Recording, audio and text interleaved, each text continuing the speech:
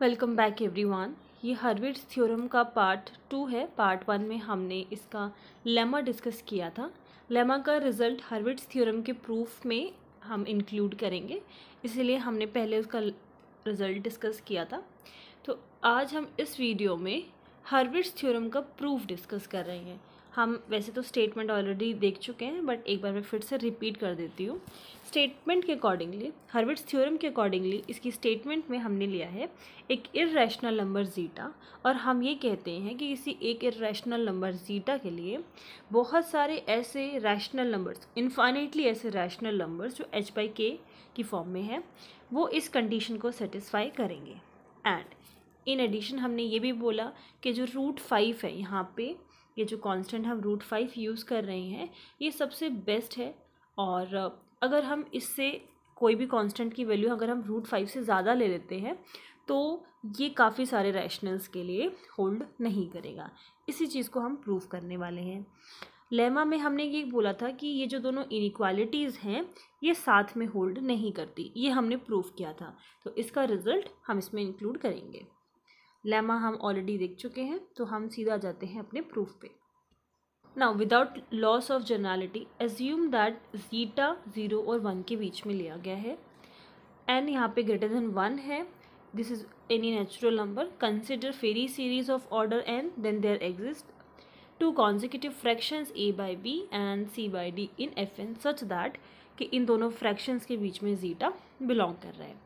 Okay, so we all know कि Farey series के जितने भी फ्रैक्शंस होते हैं वो 0 और 1 के बीच में लाई करते हैं। मैंने अपने लेक्चर में ऑलरेडी फेरी सीरीज़ के बारे में डिस्कस किया हुआ है।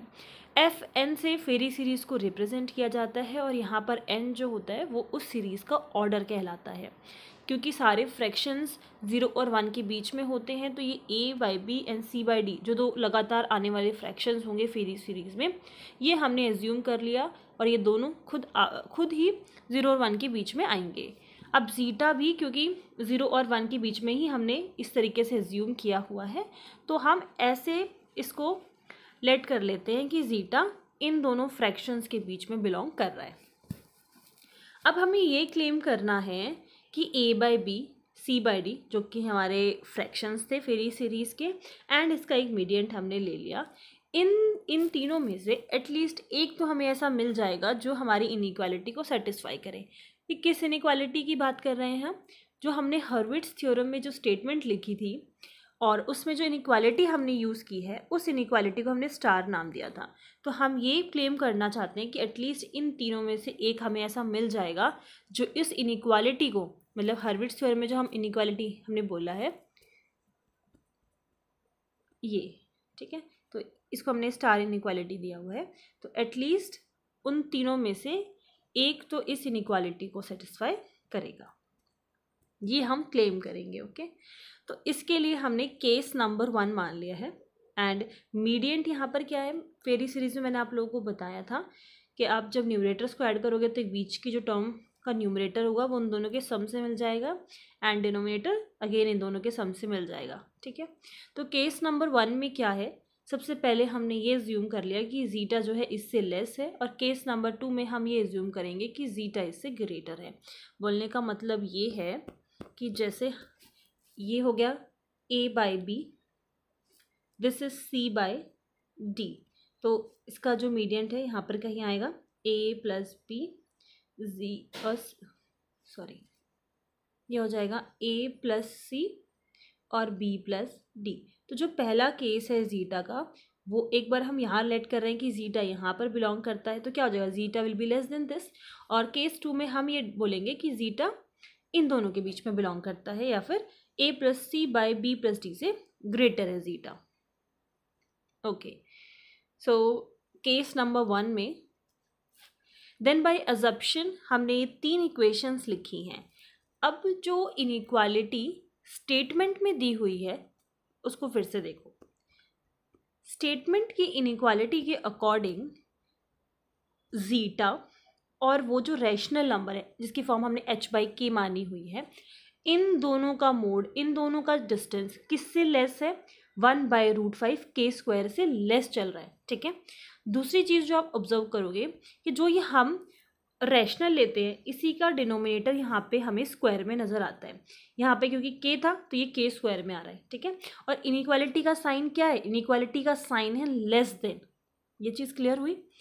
अब जो हमने कंडीशन लिखी है, ठीक है, उसमें सब में हमने साइन क्या माना है? बिल्कुल just opposite, greater than is equals to, greater than is equals to and greater than is equals to. ये चीज़ क्लियर है। दूसरी चीज़, जो फ्रैक्शन हमने लिया है उसी का डिनोमिनेटर आपको स्क्वायर में मिल रहा है। बी है तो B square, B plus D है तो बी प्लस डी का स्क्वायर, डी है तो यहाँ पे डी का स्क्वायर। मतलब कि हमने जो एजप्शन ली है, जो हमने एज्यूम किया है, वो बिल्कुल जस्ट अपोजिट है उस इनइक्वालिटी से। वहाँ पे लेस देन था तो उसका जस्ट अपोजिट हमने मान लिया greater than is equals to. और ये जो तीनों फ्रैक्शंस हमारे पास हैं, जिसमें जो फ्रैक्शंस हम क्लेम करना चाहते हैं कि उस इनइक्वालिटी को सेटिस्फाई करें, तो ये 3 फ्रैक्शंस हैं और इन्हीं तीनों फ्रैक्शंस का हमने डिफरेंस निकाला हुआ है जीटा से, ठीक है। और जीटा यहाँ पर ए बाई बी से बड़ा इसलिए है क्योंकि अभी फर्स्ट केस में जीटा यहाँ पर बिलोंग कर रहा है, तो ए बाई बी और जीटा में कौन सा नंबर बड़ा है? जीटा, इसलिए जीटा पहले है। सेकेंड वाली इक्वेशन इनइक्वालिटी में ए प्लस सी पहले इसलिए लिखा हुआ है क्योंकि ये ग्रेटर है जीटा से, और लास्ट में भी सी बाई डी ग्रेटर है जीटा से। तो जैसे आप डिस्टेंस निकालते हो तो ग्रेटर वैल्यू को पहले रखते हो, उसी तरीके से इनइक्वालिटी में ग्रेटर वैल्यू को पहले रखा गया है और उसका जीटा से डिफरेंस निकालना है, क्योंकि इसलिए हमने उसको माइनस किया हुआ है। देन साइन मैंने आप लोगों को बता दिया, greater than is equals to ले रहे हैं, बिल्कुल जस्ट उसके अपोजिट।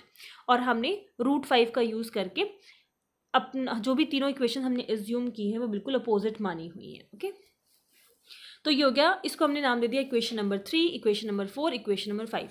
सेकंड और फर्स्ट एंड सेकंड इक्वेशन हमने लेमा में ऑलरेडी यूज़ कर लिया था, इसलिए अब हम हर उन इक्वेशंस को न्यू नंबर देते चले जाएंगे जिसका हम यूज़ करेंगे आगे, ठीक है। तो ये तीनों इक्वेशन हो गई, थर्ड, फोर्थ एंड फिफ्थ। अब हम 2 इक्वेशंस को एट अ टाइम सॉल्व करने वाले हैं ऐड करके, और किस तरीके से लेंगे वो आप समझ लीजिए। जैसे कि मैंने अगर इक्वेशन नंबर 3 लिया है और मैं इक्वेशन नंबर 4, इक्वेशन नंबर 3 और 4 को अगर मैं ऐड करती हूँ तो इससे क्या हो रहा है कि ये जो जीटा है आपस में कैंसिल हो जाएगा और मैं इन दोनों को ऐड कर सकती हूँ, ठीक है, अगर मैं जीटा को एलिमिनेट कर रही हूँ। देन सेकेंड केस में मैं थर्ड और फिफ्थ इक्वेशन को ऐड करूँगी। वो किस लिए? क्योंकि अगेन जो जीटा है इस केस में पॉजिटिव है और यहाँ पे नेगेटिव है, तो मैं आराम से इन दोनों को कैंसिल कर लूँगी। तो हमें 2 इक्वेशंस ऐड करनी है, पहले हम थर्ड और फोर्थ को ऐड करेंगे, फिर हम थर्ड एंड फिफ्थ को ऐड करेंगे। सबसे पहले हमने ऐड किया, adding equation third and fourth, तो a plus C by B plus D minus A B, and ये आपस में ऐड हो जाएगा 1/√5 को कॉमन लेके, ठीक है। देन आप इसका एलसीएम ले लो और a बाई बी ये आपस में कैंसिल हो जाएगा, यहाँ पर आ जाएगा B C minus A D and this, ठीक है। तो ये इसको हमने इक्वेशन नंबर 6 दे दिया। 3, 5, third, fourth, fifth already include हो चुकी थी, so our next equation is 6th equation. Then हमने ऐड किया थर्ड एंड फिफ्थ इक्वेशन को, अगेन जीटा कैंसिल हो जाएगा और ये इस तरीके से एलसीएम लेंगे, 1/√5 को कॉमन ले लिया, ये आ जाएगा ब्रैकेट में। Now B C minus A D, यहाँ पे 1 इसलिए लिखा गया है बिकॉज हमने एक प्रॉपर्टी पढ़ी थी फेरी सीरीज में, अगर A by B and C by D ये 2 हमारे फ्रैक्शंस है फेरी सीरीज के, तो जब हम इसका इस तरीके से क्रॉस मल्टीप्लाई करके, मतलब B C minus A D, हम इसका डिफरेंस लेते हैं तो ये इक्वल आता है 1 के, ठीक है। ये इसकी प्रॉपर्टी थी, हम ऑलरेडी डिस्कस कर चुके हैं, तो ये आ जाएगा 1 के इक्वल, ठीक है। इसको हम चेंज कर देंगे। अब हमारे पास 2 इक्वेशन हो गई, इनको हमने नाम दे दिया 6th एंड 7th। दोनों इक्वेशंस को देखो, इन दोनों इक्वेशंस में क्या हो रहा है कि अगर मैं कंडीशन की बात करूं तो यहाँ पे 2 डिनोमिनेटर्स में 2 मेरे पास टर्म्स आ रही हैं प्रोडक्ट में, एक है बी और दूसरी है बी प्लस डी, जिसका आपको स्क्वायर यहाँ पर दिख रहा है, ठीक है। यहाँ पे बी डी है तो यहाँ पे बी स्क्वायर प्लस में डी स्क्वायर, जो भी टर्म्स से मल्टीप्लाई में लिखी होती है उनका स्क्वायर हमें यहाँ पे देखने को मिलता है। अब लेमा में हमने क्या पढ़ा था कि इस टाइप की जो इनइक्वालिटीज़ हमें मिलती हैं वो साथ में एग्जिस्ट नहीं कर सकती, ठीक है।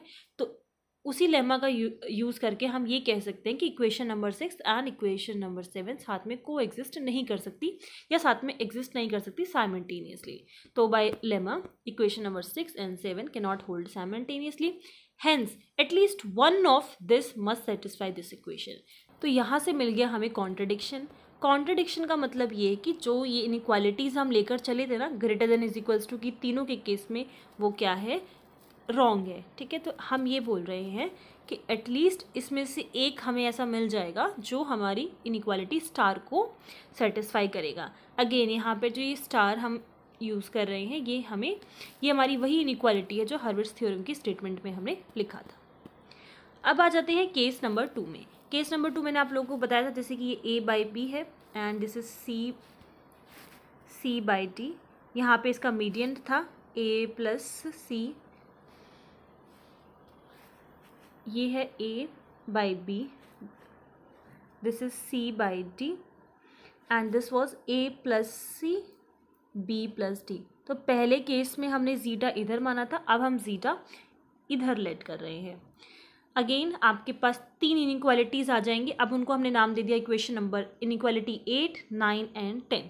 हम फिर से इनका जीटा के साथ डिफरेंस निकालेंगे और इन फ्रैक्शंस में और जीटा में जो वैल्यू बड़ी होगी वो हम पहले लिखते हैं, उसके अकॉर्डिंगली जीटा इन दोनों केसेस में पहले आ जाएगा और लास्ट वाले केस में C/D में C/D पहले रहेगा। ठीक है, फिर से हमने greater than is equals to लिखा है, बाकी आप फ्रैक्शन दे सकते हो। यहाँ पे B² है तो B है तो B², B + D है तो B + D का स्क्वायर एंड D है तो D का square.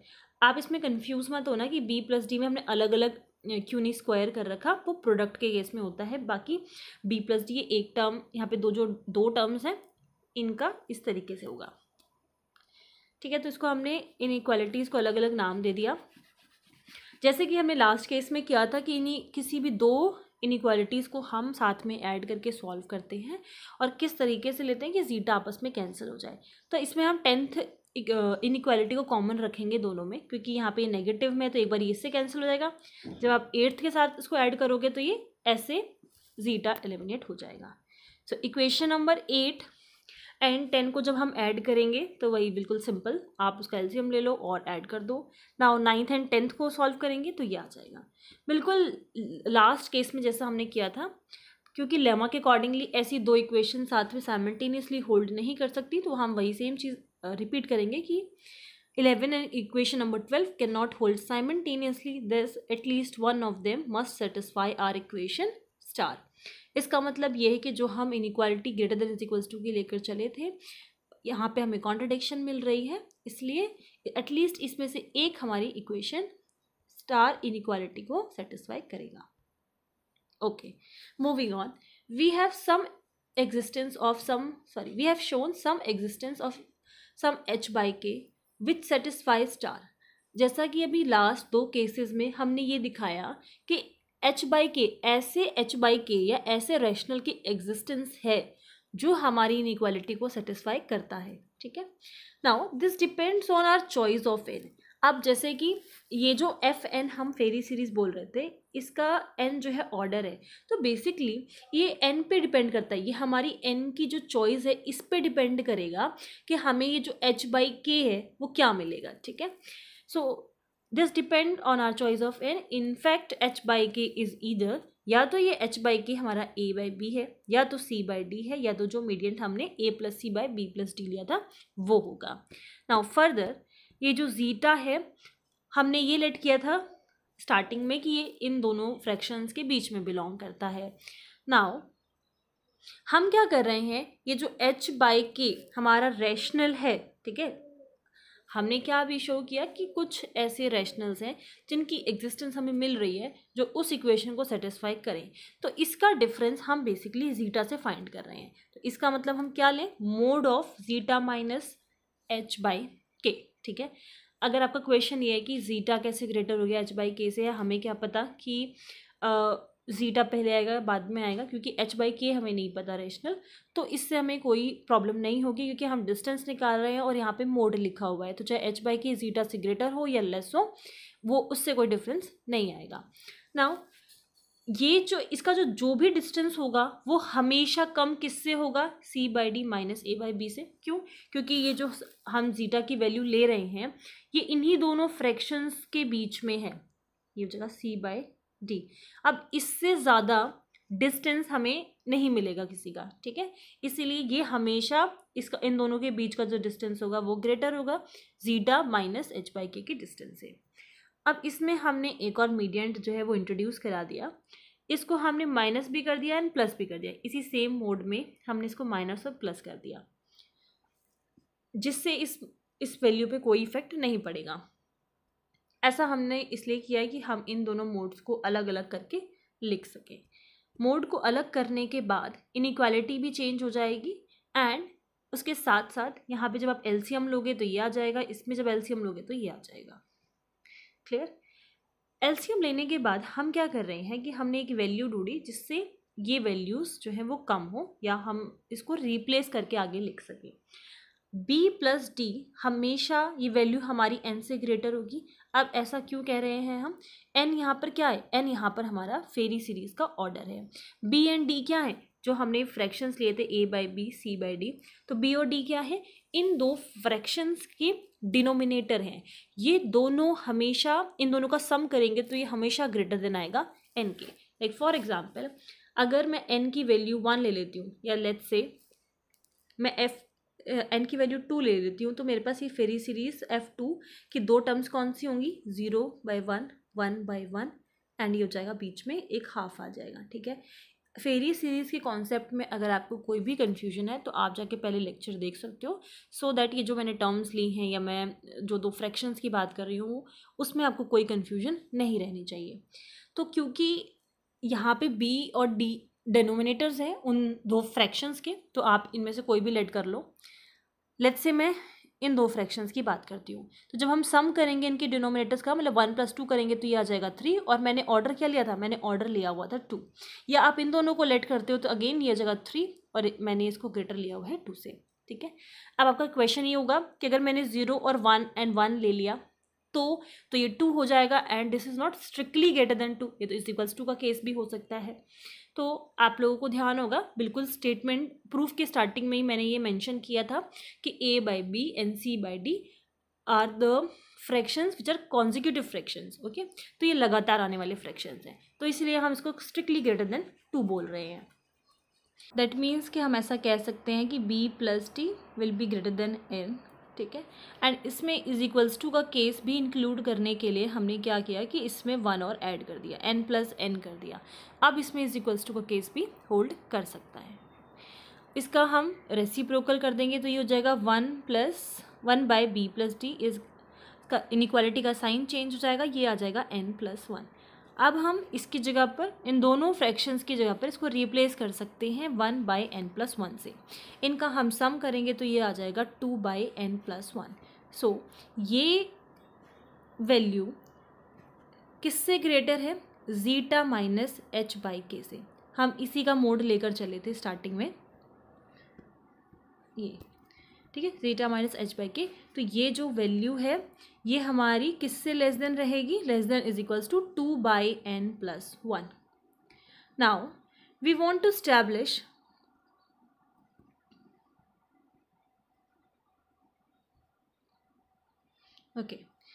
we want to establish that there are infinitely many h by k that satisfies this equation।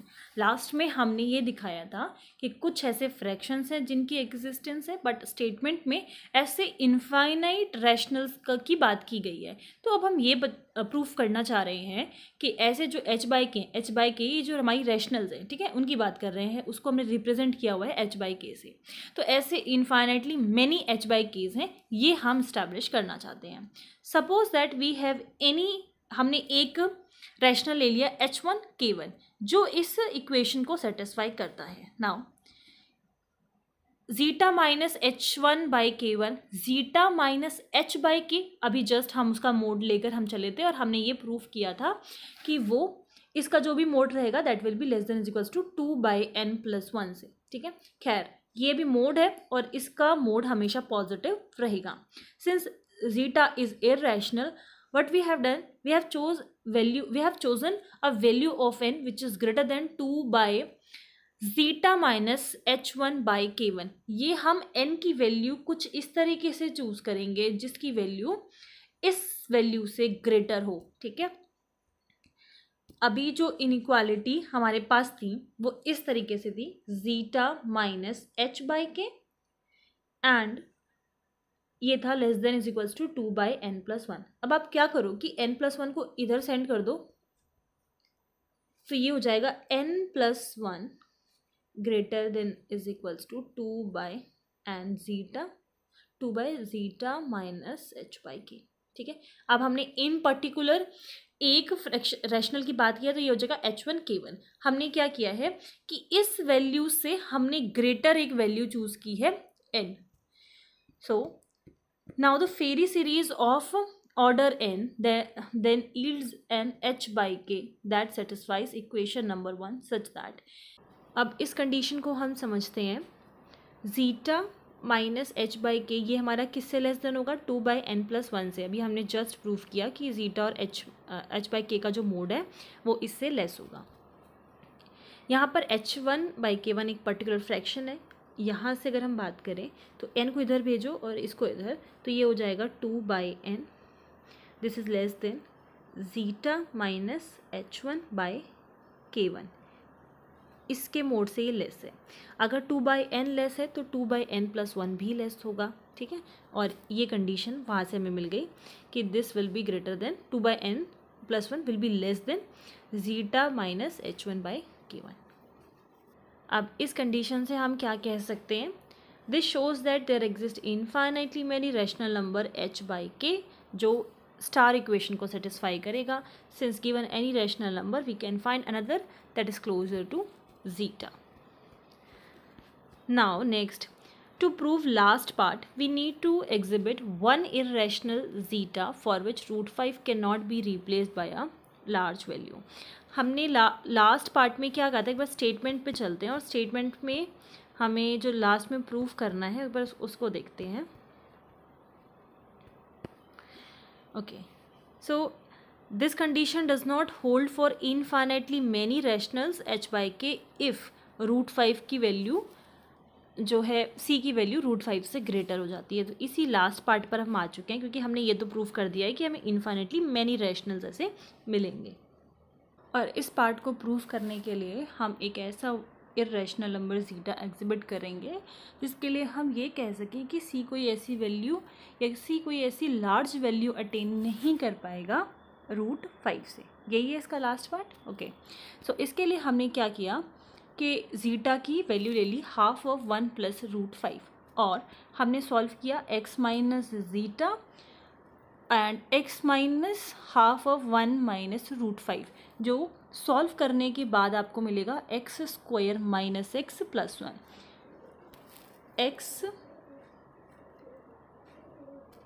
x minus zeta की वैल्यू क्या है, हाफ ऑफ 1 प्लस √5, और क्योंकि यहाँ पे माइनस है तो मैं इसके डिनोमिनेटर को अलग अलग करूँगी तो हो जाएगा हाफ माइनस का √5/2। ये हो जाएगा हमारा एक ब्रैकेट, दूसरा ब्रैकेट हो जाएगा x माइनस, इसको भी हम अलग अलग करके लिख लेंगे। सो x माइनस हाफ और ये हो जाएगा नेगेटिव नेगेटिव पॉजिटिव प्लस √5/2।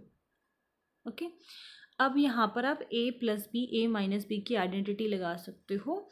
इसको आप लेट कर लो दिस इज a और इसको लेट कर लो आप b। ठीक है, तो यहाँ पर ये हो जाएगा a माइनस बी और a प्लस बी की आइडेंटिटी। तो इसको हम लिख सकते हैं x माइनस हाफ का स्क्वायर माइनस 5/4। ओके, जब आप इस इक्वेशन को सॉल्व करोगे तो आपको मिल जाएगा x² minus x plus 1। Now further we are finding h/k और h/k minus zeta and h/k minus zeta plus √5। ठीक है, इसका और इसका जो मोड है वो किसके इक्वल आएगा सॉल्व करने पर, h माइनस के माइनस जीटा h माइनस के माइनस 10। ठीक है, जब आप जीटा की वैल्यू को पुट करोगे, ठीक है, तो ये हो जाएगा माइनस हाफ माइनस √5/2 और ये हो जाएगा √5। मैं सिर्फ इस पार्ट को सॉल्व कर रही हूँ क्योंकि ये वाला जो मोड है ये तो एज इट इज़ है, इसमें हम जीटा की वैल्यू को पुट करेंगे तो ये जगह माइनस हाफ प्लस √5 कॉमन ले लिया and this will B 1 minus half. ठीक है, 1 में से हाफ क्या, ये हो जाएगा हाफ तो इसको हम लिख सकते हैं, इसकी जगह पर हम इसको लिख देते हैं बाई 2, और ये हम ऐसे भी लिख सकते हैं बाई 2 1 माइनस का रूट 5। ठीक है, तो ये मोड हमारा एज इट इज़ है, और इसको सॉल्व करके ये आ जाएगा -1/2 माइनस रूट 5। ओके, अब आप ये पहली वाली इक्वेशन देखिए, हमने सॉल्व ही इसलिए किया था कि x माइनस जीटा और x माइनस 1 माइनस रूट 5/2, या हाफ ऑफ 1 माइनस रूट 5, ये किसके इक्वल है, x square minus x minus 1 के। ठीक है, और यही सेम इक्वेशन हमें यहाँ पर मिल रही है। तो आप अगर इसको और इन दोनों इक्वेशन को, या आप यूजिंग इक्वेशन नंबर 15 भी लिख सकते हो, इन दोनों को आप कंपेयर करोगे तो आपको क्या पता चल रहा है कि x की वैल्यू क्या है, h/k। सो यहाँ पर x की जगह पर आ जाएगा h/k, तो ये जगह h/k का स्क्वायर माइनस h/k माइनस 1। ठीक है, इस मोड में से जब हम 1/k स्क्वायर को कॉमन लेंगे तो यहाँ पर बचेगा h square minus hk minus k square. The expression on the left is not zero, ये जो एक्सप्रेशन है ये मोड में है। ठीक है, so this expression will not be negative, and the expression on the left is not zero because both zeta and root 5 minus zeta are irrational numbers. Okay, तो यहाँ पर जो जीटा भी हम ले रहे हैं और रूट 5 माइनस जो हमने जीटा लिया है, ये वाली वैल्यू और इसको, ये दोनों वैल्यूज़ कैसी हैं आपस में, इरेशनल नंबर है, तो ये ज़ीरो भी नहीं हो सकती एंड ये नेगेटिव भी नहीं हो सकती। सो expression this is non negative. जब उस मोड की वैल्यू हम 1 रख देंगे तो ये वैल्यू, ये मोड जो है हमारा ग्रेटर आ जाएगा, greater than is equals to 1/k square, क्योंकि जब इसकी वैल्यू 1 के इक्वल होगी तो इंटू 1 करेंगे तो यही सेम 1/k स्क्वायर आ जाएगा। जब ये वैल्यू 1 से ग्रेटर होगी तो इसीलिए हमने इसकी जो इनइक्वालिटी है वो ग्रेटर कर दिया है, कि अगर जब भी 1 से वैल्यू ग्रेटर वैल्यू ये अटेन करेगा तो यहाँ पर ये मोड हमारा ग्रेटर देन हो जाएगा। ठीक है, इसको हमने नेक्स्ट इक्वेशन नंबर दे दिया। Now we are supposing that, now suppose we have an infinite sequence of rational numbers. तो उस जो हमने स्टार्टिंग में h1/k1 एक पर्टिकुलर रैशनल लिया था, तो हम क्या कर रहे हैं, इसको j कर दे रहे हैं सो दैट कि ये एक इनफाइनाइट सीक्वेंस में बताए रैशनल्स की। ठीक है, and kj should be greater then 0 in order that ये रैशनल नंबर हमारा डिफाइंड रहे। नाउ क्योंकि हमने ये रिजल्ट इस्टेब्लिश किया था कि ऐसे हमें इनफाइनाइट रैशनल्स मिलेंगे जो हमारी स्टार इक्वेशन को सेटिस्फाई करते हो, तो हम क्या लिख सकते हैं कि H J minus K J zeta this will be less than 1/ck। आप ऐसा कैसे लिख सकते हो, क्योंकि हमें पता है कि जो h/k है, ठीक है, यहाँ पे आप j ले लो, ये वैल्यू माइनस जीटा, यही कंडीशन थी हमारी कि ये जो रैशनल है इसका zeta that should be less than 1/ck और इसका स्क्वायर था, मैंने आपको यही बताया था, यही थी हमारी स्टार इक्वेशन। अगर मैं इस पूरे इक्वेशन में kj का मल्टीप्लाई कर दूं तो क्या होगा, इससे तो kj कैंसिल आउट हो जाएगा, यहाँ पर आ जाएगा बस kj, और यहाँ पे एक जो kj है वो इससे और इससे कैंसिल आउट हो जाएगा। ठीक है, तो हमें बेसिकली यही इक्वेशन मिलेगी जो यहाँ पर हमने लिखी हुई है। अब क्योंकि इसका मोड लेस देन है इस वैल्यू से, तो हमें पता है कि अगर मैं ऐसे लिखती हूँ कि mod x is less than is equals to 2, तो क्या होता है कि जो x की वैल्यू होती है वो 2 या 2 और -2 के बीच में रहती है, ऐसा हम लिख सकते हैं। तो यहाँ पर ये जो 1/c के जो है, ये वैल्यू हमारी इसके नेगेटिव से बड़ी होगी और इसके पॉजिटिव से छोटी होगी, और यहाँ पे मैंने अपोजिट लिख दिया, ये होगा पॉजिटिव का 2 और यहाँ पर रहेगा ये नेगेटिव का। ओके, तो इसको हम कैसे लिख सकते हैं, यही सेम चीज़ मैं यहाँ पे मोड ओपन करके बताती हूँ। यहाँ पे मैं इसको आपको सॉल्व करके दिखा देती हूँ। ये हो जाएगा hj माइनस kj जीटा, ये लेस था हमारा 1/ckj से। ठीक है, तो क्योंकि ये हमें मिल जाएगा इसके नेगेटिव से greater, okay, hj minus kj zeta और इसके पॉजिटिव से लेस। अब हमें जो कंडीशन चाहिए वो hj की चाहिए कि hj किससे ग्रेटर और किससे लेस होना चाहिए, तो हमें ये वैल्यू हटानी है। तो मैं दोनों साइड पे क्या ऐड कर दूँ, kj जीटा, इधर ऐड करेंगे तो ये टर्म हट जाएगी और इधर आ जाएगा प्लस में kj जीटा। ठीक है, तो ये हमें किसकी कंडीशन मिल गई, हमें मिल गई ये एच जे की कंडीशन कि इससे हमारा वैल्यू ग्रेटर होगा और इससे लेस होगा। यही सेम इनइक्वालिटी, सेम कंडीशन हमारे पास आ गई कि इस वाली वैल्यू से एच जे हमारा ग्रेटर है और इससे लेस है, और इसको हमने नेक्स्ट इक्वेशन का नाम दे दिया। Now this implies there are only a finite number of H J corresponding to each value of K J. हमारे पास ऐसी फाइनाइट नंबर्स के एच जे होंगे, किसके कॉरस्पॉन्डिंग, के जे के कॉरस्पॉन्डिंग, और जब जे हमारा इन्फिनिटी के टूवर्ड्स टेंड करेगा so R K J will also tend towards infinity. Also by 16, 17 and the triangular inequality, ये आप इक्वेशंस देख सकते हो, या फिर आप जो भी इक्वेशंस हैं उनको एक नेक्स्ट नंबर देते चले जाओ। Now we can say this 1 by K J square this will be greater than this and this, ये वही हमारी पहले वाली कंडीशन थी। Now this is less than is equals to this, और ये जो वैल्यू है हमारी ये किससे लेस देन होगी, 1 बाई सी के जे स्क्वायर, वही स्टार वाली इक्वेशन, और ये वैल्यू अगेन हमारी किससे लेस देन होगी, 1 बाई के जे स्क्वायर वाली, ठीक है। स्टार इक्वेशन की मैं इनइक्वालिटी की मैं यहाँ पे बात कर रही हूँ, तो वो हमें बताता है कि ये वैल्यू जीटा और जो रैशनल इनका जो डिफरेंस है वो किससे लेस देन होता है, तो कांस्टेंट सी होता है और उसमें के जे स्क्वायर होता है। नाउ इस साइड पे क्या चल रहा है, यहाँ पे चल रहा है 1 बाई के जे स्क्वायर। अब इसको ध्यान से समझो, जब इस के जे स्क्वायर को हम यहाँ इसमें जो के जे स्क्वायर है या इस पूरी ही टर्म को, जब इस पूरी टर्म को हम शिफ्ट करेंगे इधर तो ये हो जाएगा सी के जे स्क्वायर, तो के जे स्क्वायर से के जे स्क्वायर यहाँ पे कैंसिल हो जाएगा, क्या बचा सी, तो यहाँ पर आ जाएगा हमारे पास सी एंड ब्रैकेट में आ जाएगा 1 बाई सी के जे स्क्वायर प्लस √5। यहाँ पर अब हम लगा देंगे लिमिट लगाने पर as j is tending towards infinity, kj will also tend towards infinity, 1 by infinity will tends towards 0, तो बचा क्या, सिर्फ √5 बचा, ठीक है। तो यहाँ से हमें पता चल गया कि जो c की वैल्यू है that should be less than is equals to √5, या तो √5 हो या फिर उससे लेस हो। Now this is hence proved, ठीक है। तो यही हमें लास्ट पार्ट में प्रूव करना था। आई होप आपको हर्विट्ज़ थ्योरम क्लियर हो गई होगी। हर्विट्ज़ थ्योरम में हमने 2 रिजल्ट प्रूव करे हैं। पहला कि इनफाइनेटली हमें मैनी ऐसे रैशनल्स मिलेंगे जो इस स्टार इक्वेशन को सेटिस्फाई करेंगे, और दूसरा फिर हमने ये प्रूव किया है कि जो सी की वैल्यू है वो या तो √5 होनी चाहिए या फिर उससे लेस होनी चाहिए। इनफाइनेटली मैनी रैशनल दिखाने से पहले तो हमने ये प्रूव किया कि ऐसे कुछ रैशनल्स हमें मिल रहे हैं, ऐसे कुछ रैशनल्स की एग्जिस्टेंस है जो इस स्टार इक्वेशन को सेटिस्फाई करती है। तो पहले हमने वो कुछ रैशनल्स दिखाए और उसके बाद हमने इनफाइनेटली मैनी रैशनल्स की बात की। तो आप लोगों को अगर कोई कन्फ्यूजन हो तो मुझसे पूछ सकते हो कमेंट सेक्शन में, and thank you very much.